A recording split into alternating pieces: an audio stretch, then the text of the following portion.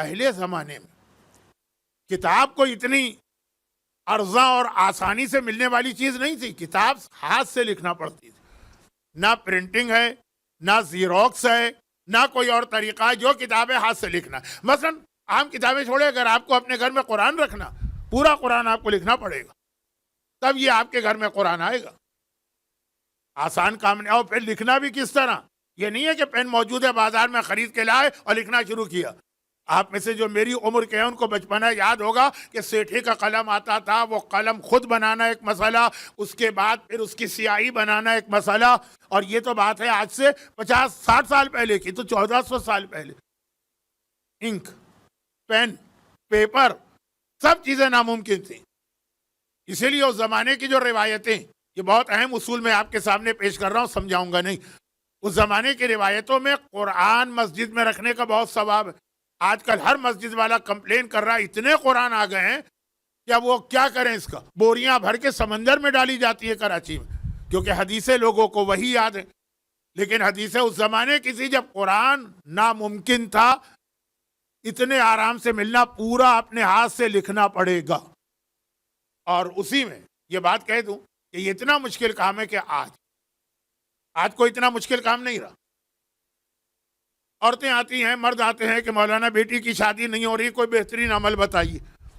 یہ میرا ڈپارٹمنٹ ہی نہیں ہے. نہ استخارہ میرا ڈپارٹمنٹ ہے، نہ دعا، تعویذ اور عملیات. لیکن بہرحال جس کے دل کو لگی ہوتی ہے وہ ہر ایک کے سامنے اپنی پریشانی بیان کرتا. تو میں کہتا ہوں کہ میں نے اپنے بزرگ اساتذہ سے جو عمل سنا اور جس کو بتایا اور اس کا فائدہ دیکھا، تو آپ کو بھی بتا دیتا ہوں. یا لڑکی جس کی شادی کے لیے آپ پریشان ہیں، یا اس کی ماں، لیڈیز سائڈ، جینٹس نہیں. سورہ احزاب کو اپنے ہاتھ سے لکھ کر مٹی کے برتن میں رکھ کر کسی بلند جگہ رکھ، اور جب وہ مسئلہ حل ہو جائے تو پھر اسے کسی قابل احترام جگہ پہ جا کے مثلا پانی میں ڈال دے، زمین کھود دے، جو بھی قابل احترام اور آگ کا مسئلہ. اب ایک سورہ احزاب کتنا بڑا، 73 آیات ہیں اس سورہ احزاب میں. عاشورے کے دن نماز عاشورہ میں ہم یہ پورا سورہ کھڑے ہو کے تلاوت بھی کرتے.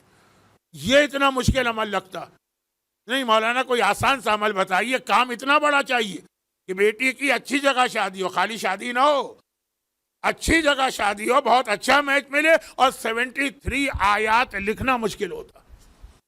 جبکہ یہ بھی کہہ دیا جاتا ہے کہ زیر زبر پیش لگانے کی ضرورت نہیں.